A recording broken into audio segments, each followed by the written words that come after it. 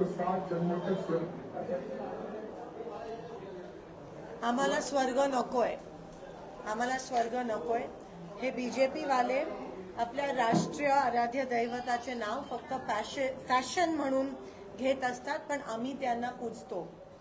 ज्या बाबासाहेबांच्या क्रांतिकारी विचाराने आणि परिश्रमाने या देशातील तमाम दलित बांधवांना हजारो वर्षाच्या खच्चीकरणातून बाहेर काढून त्यांचा आत्मसन्मान मिळवून दिला, त्या सर्व भीम सैनिकांना तुमचा स्वर्ग नकोय।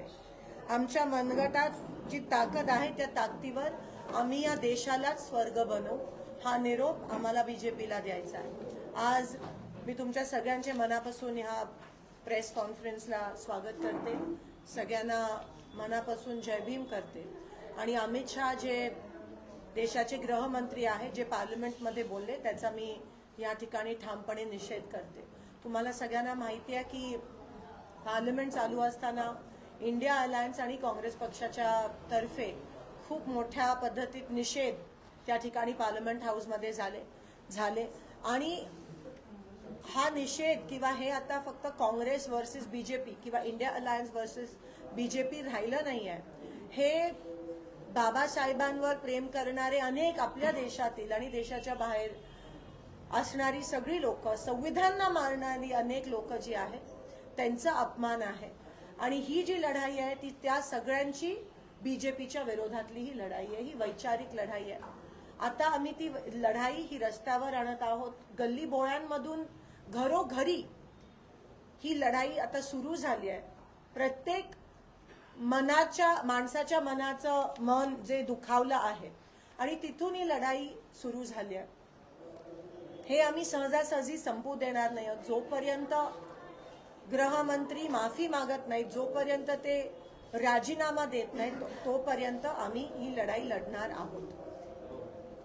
आदरणीय काँग्रेस पक्षाचे अध्यक्ष मल्लिकार्जुन खरगेजी, आदरणीय विरोधी पक्ष नेते राहुल गांधीजी आणि तमाम सर्वच काँग्रेसचे नेतेगण ह्या गोष्टीचा निषेध करत आहेत, या गोष्टीची मागणी करत आहेत। आम्ही सुरुवातीला खूप आग्रहाने संविधानावर चर्चा मागितली पार्लमेंटमध्ये आणि खरं तर बीजेपी आम्हाला ती चर्चा देत नव्हती। आज 75 वर्ष होत आहेत त्या संविधानाला आणि 2 दिवसीय आम्हाला ती चर्चा पाहिजे होती, पण बीजेपी काय ना काही कारण काढून ती संविधानाची चर्चा होऊ देत नव्हती। पण त्यांनी मान्य केलं आणि अतिशय सुंदर अशी सुरुवात त्या 2 दिवसीय अधिवेशनाला, 2 दिवसीय चर्चेला झाली। पण बीजेपीने त्या चर्चेची दर्जा जो आहे तो खूप खालच्या पातळीला आणला आणि वैयक्तिक टीका, मग कुठे इमर्जन्सीचं नाव, कुठे काही, त्यांना एकच कारण मिळतं, त्यांना एकच ते एक्सक्यूज मिळतं इमर्जन्सीचं। बाकी त्यांनी काही मुद्देसूर या ठिकाणी त्या ठिकाणी भाषणं केली नाहीत, फक्त तू मे हमरी तुमरीवरच एवढ्या खालच्या पातळीला आपलं संविधान, त्याच्यावर जी चर्चा होती ती एवढ्या खालच्या पातळीला आणून ठेवली। भारतीय जनता पक्ष असेल, RSS असेल, ह्यांनी कधी संविधानाला मानलं नाहीये।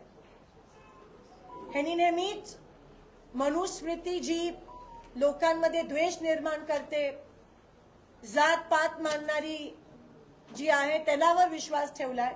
संविधानाला RSSचे काही दिग्गज नेते संविधानाचा एवढा अपमान केला की ते म्हणाले की कचऱ्याच्या पेटीमध्ये जाण्यासारखा हा ग्रंथ आहे, असं रेकॉर्डवर RSS आणि भाजपची काही लोक म्हणले। एवढंच नाही, तिरंगाचा पण कधीच त्या ठिकाणी भाजपने आदर केला नव्हता, उलट अपमान केला।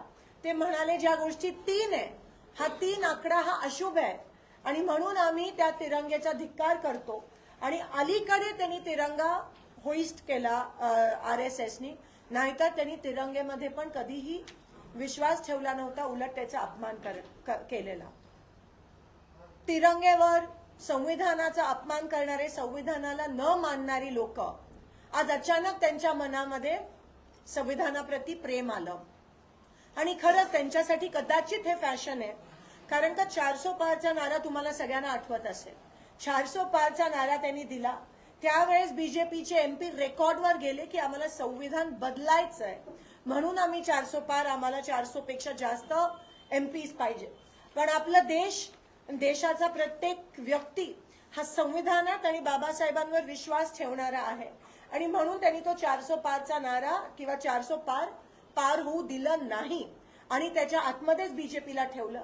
कारण का ह्या देशात राहणाऱ्या प्रत्येक नागरिकाला संविधान जसं आहे तसं पाहिजे आणि तिरंगा पाहिजे. बीजेपीची ही चाल होती 400 पार आणून संविधान बदलण्याची, ती ह्या देशाच्या लोकांनी त्यांना चपराक मारली आणि ते होऊ दिलं नाही. आता जेव्हा त्यांना कळलंय की संविधान बदलण्याचा नारा आपल्या देशात चालणार नाही, म्हणून अचानक आता त्यांच्यामध्ये प्रेम आलंय संविधानाच्या प्रती. हे फेक आहे, हा त्यांचा खरा चेहरा नाहीये. जे मनात असतं त्या दिवशी तेच आदरणीय गृहमंत्री पार्लिमेंटमध्ये बोलले. खरा चेहरा त्यांचा त्या दिवशी पार्लिमेंटमध्ये आला की बार बार संविधान कहते हैं और काश इतने बार भगवान का नाम लेते तो शायद स्वर्ग. जसं मी म्हणाली, आम्हाला तुमचा स्वर्ग नकोय. बाबासाहेबांनी दिलेलं जी ताकद आहे त्या ताकदीवर आम्ही आमच्या हिमतीवर या देशाला स्वर्ग बनवू, असं मला त्यांना क्लिअर निरोप त्या ठिकाणी पोचवायचा आहे. आणि म्हणून आज मी त्या गोष्टीचा पुन्हा एकदा निषेध करते.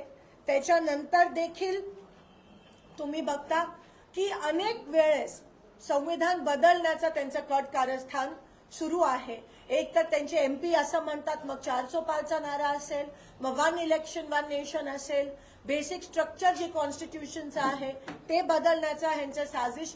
हे एक इन्सिडेंट नाहीये जे अमित शहाजी बोलले.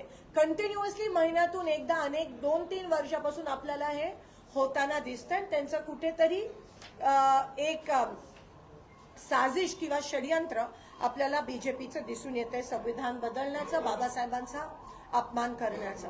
हे आम्ही होऊ देणार नाही. जोपर्यंत इंडिया आलाय, जोपर्यंत या देशाची जनता आहे, तोपर्यंत आम्ही हे होऊ देणार नाही.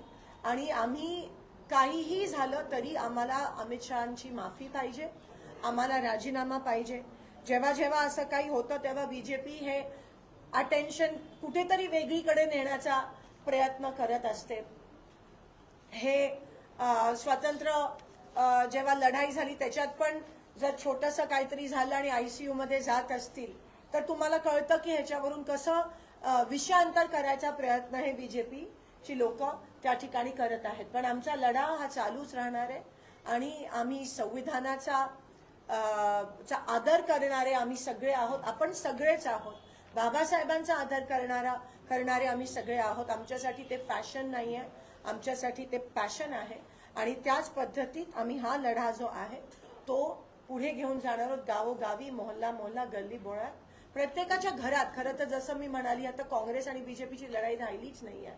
बीजेपी एकीकडे आणि देश एकीकडे अशी ती लढाई राहिली आहे. आणि म्हणून मी त्या गोष्टीचा धिक्कार करते. आणि आपण इथे आलात.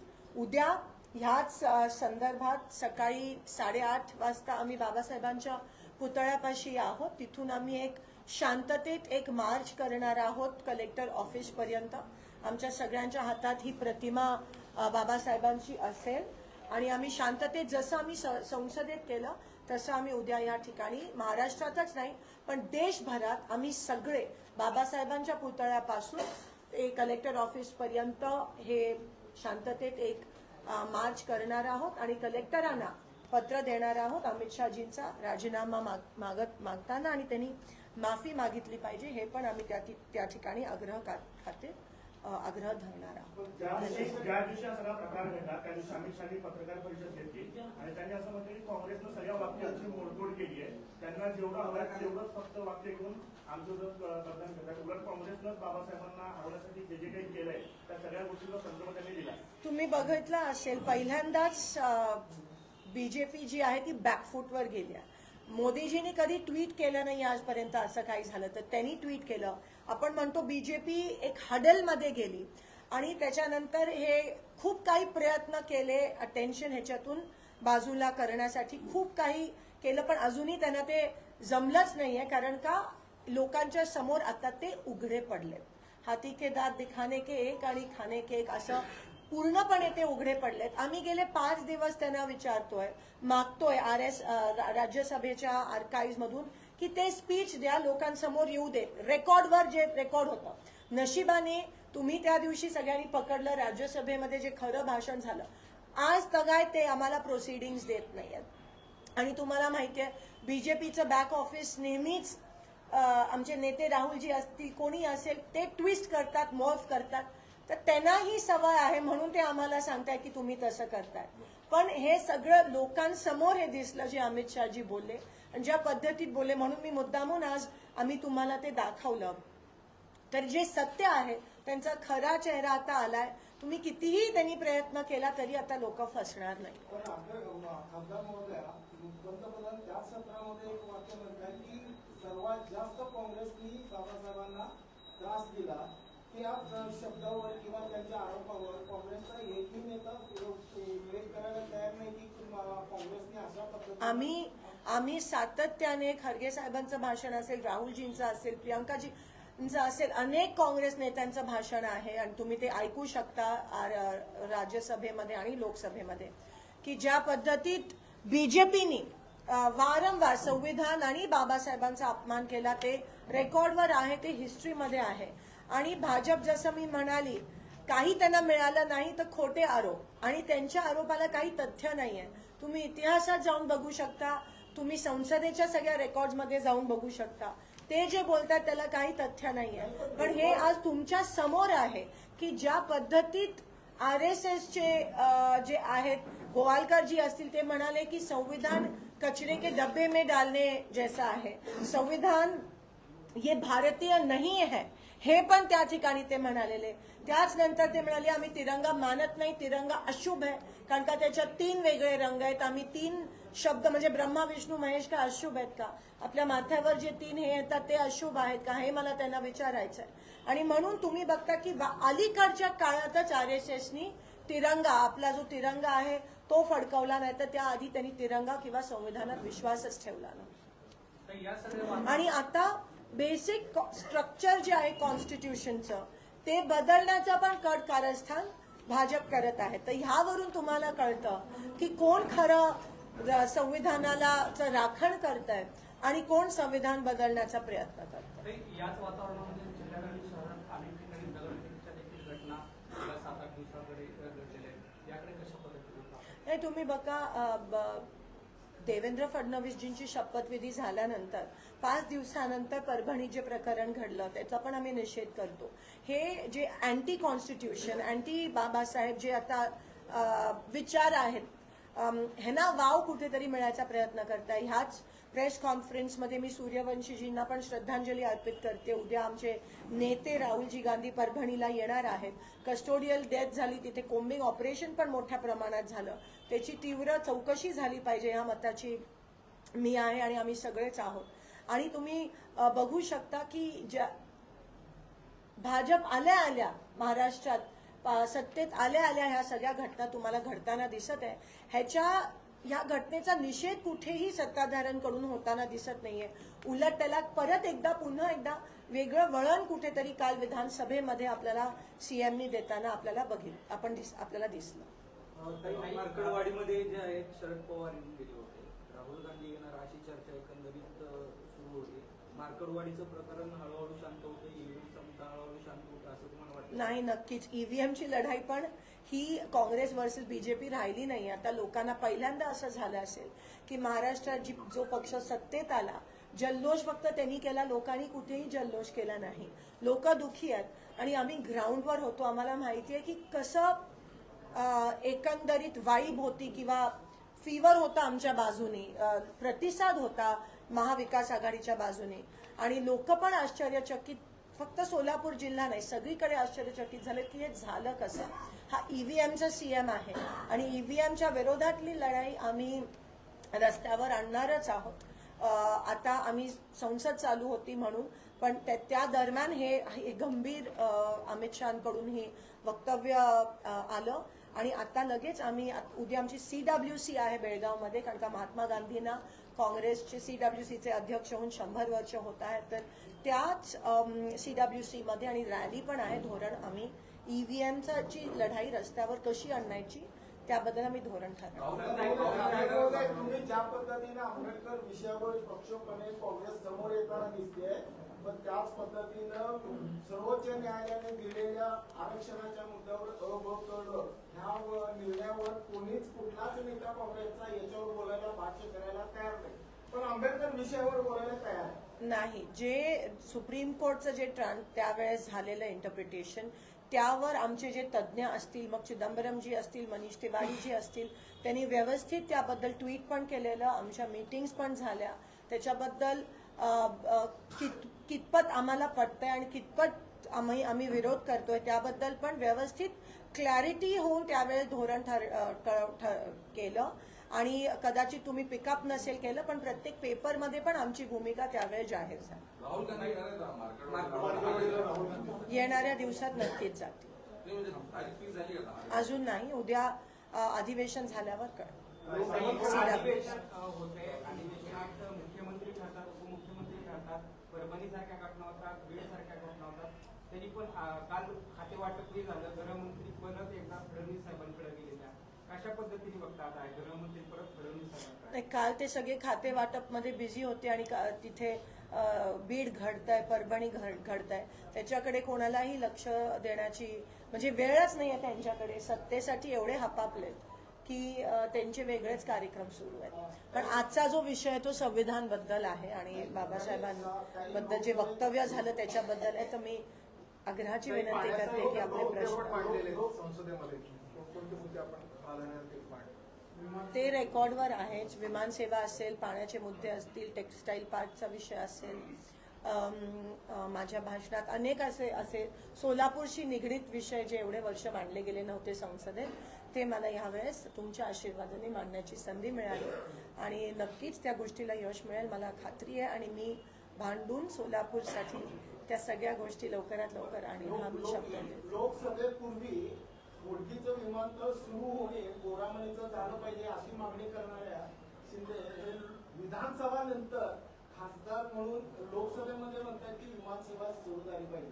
म्हणजे एवढा विरोधाभास कसा काय दिसतो निर्णयामध्ये? कशाबद्दल? म्हणजे सुरुवातीला म्हणत होता की तुम्ही होडकी नको गोरामणी पाहिजे. आम्ही असं कधीच बोललो नव्हतो. तुम्ही थोडासा गैरसमज झालाय तुमचा.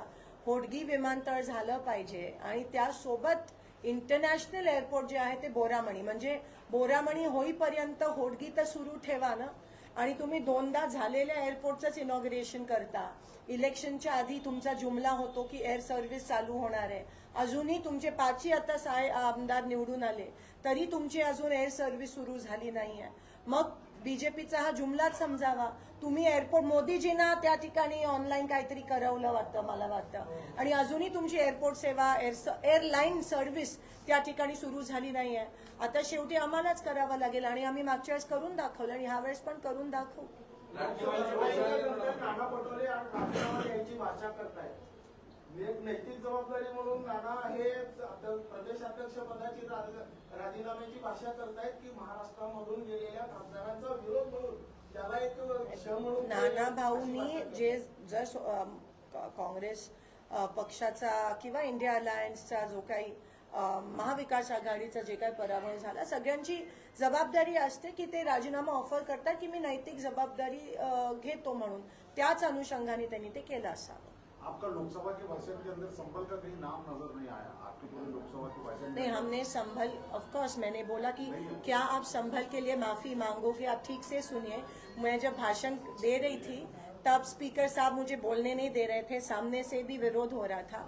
मैंने कहा कि वो बार बार इंदिरा जी का नाम लेते हैं इमरजेंसी को लेके, और मैंने ये कहा कि इंदिरा जी ने तो माफी मांगी और फिर वो 2/3 मेजॉरिटी से चुन के आई. आप कब माफी मांगोगे संभल के लिए? आप कब माफी मांगोगे मणिपुर के लिए? आप कब माफी मांगोगे हाथरस के लिए? आप कब माफी मांगोगे उन्नाव के लिए? आप बीड़ के लिए, परभणी के लिए कब माफी मांगोगे?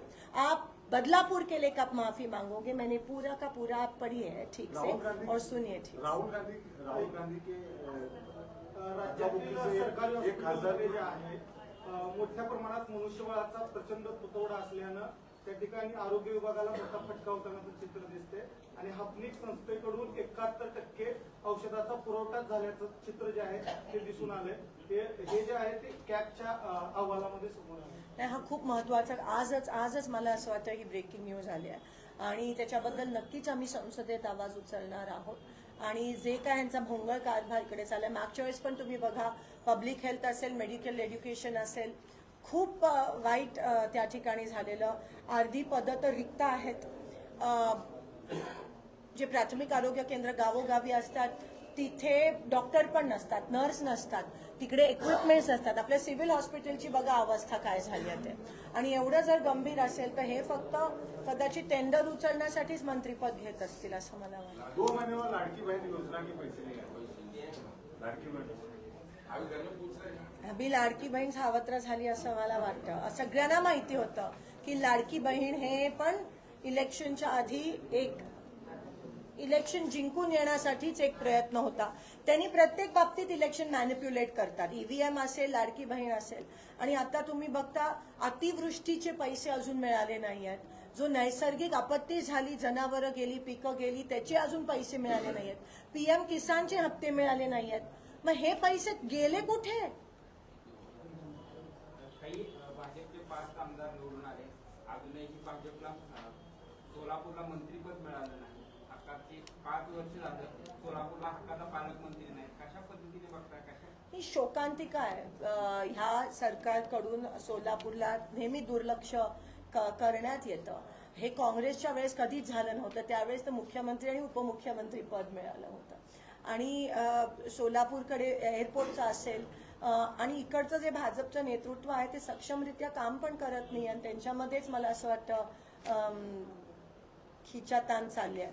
आणि म्हणून त्या ठिकाणी दुर्दैव सोलापूरकरांचं ह्यांच्या अंतर्गत भांडणामुळे सोलापूरकरांचं नुकसान होतोय. पण विसरू नका, खासदार काँग्रेसची आहे. सोलापुर शहर के अंदर एक आमदार कांग्रेस भाजपचे सगळे नेते एक राहिलेले स्वतः म्हणून सेम राहिले नाहीत का, किंवा एक असले म्हणून ते बदले?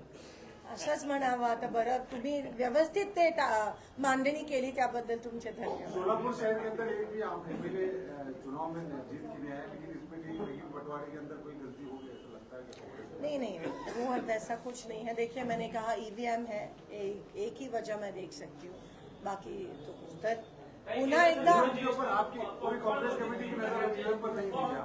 केंद्र सरकारने पॉपकॉर्नवरती 3 प्रकारची जीएसटी लावलेली आहे. 3 वेगवेगळ्या पॉपकॉर्नवरती 3 वेगवेगळ्या पद्धतीने हे गब्बर सिंग टॅक्स असेल, नोटाबंदी असेल, हे सगळे जे निर्णय होते हे असंवैधानिक होते. आणि म्हणून ह्याच्यावरून स्पष्ट होतं की ते किती अँटी कॉन्स्टिट्यूशन आहेत. आणि जे हुकुमशाही किती मोठ्या पद्धतीत चालली आहे. हे सगळे जे विषय असतील, जीएसटी असेल, नोटबंदी असेल, अनेक असे विषय, हे किती हुकुमशाही, अनडिक्लेअर्ड इमर्जन्सी ही भाजप करत आहे. ताई, काही दिवस अगोदर मोहिते पाटील यांनी मला असं वाटतं आता संविधानाचा विषय मी या प्रेस कॉन्फरन्सचा दर्जा खाली नाही आणत. मी पुन्हा एकदा म्हणते भाजपला, आम्हाला तुमचा स्वर्ग नको. हे बीजेपी वाले आपल्या राष्ट्रीय आराध्य दैवताचे नावे फक्त फॅशन म्हणून घेत असतात, पण आम्ही त्यांना पूजतो. ज्या बाबासाहेबांच्या क्रांतिकारक विचाराने आणि परिश्रमाने ह्या देशातील तमाम दलित बांधवांना हजारो वर्षाच्या खच्चीकरणातून बाहेर काढून त्यांना त्यांचा आत्मसन्मान मिळवून दिला, त्या सर्व भीम सैनिकांना तुमचा स्वर्ग नको. आमच्या मनगटाच्या ताकदीवर आम्ही ह्या देशालाच स्वर्ग बनवू. जय हिंद, जय महाराष्ट्र, जय भीम. देश विदेशातील प्रत्येक घडामोडींचे लाईव्ह अपडेट मिळवण्यासाठी आता साम टीव्हीच्या सर्व सोशल मीडिया प्लॅटफॉर्मला लाईक, फॉलो आणि सबस्क्राईब करा. तसंच सर्व नोटिफिकेशनसाठी बेल आयकॉन प्रेस करायला विसरू नका.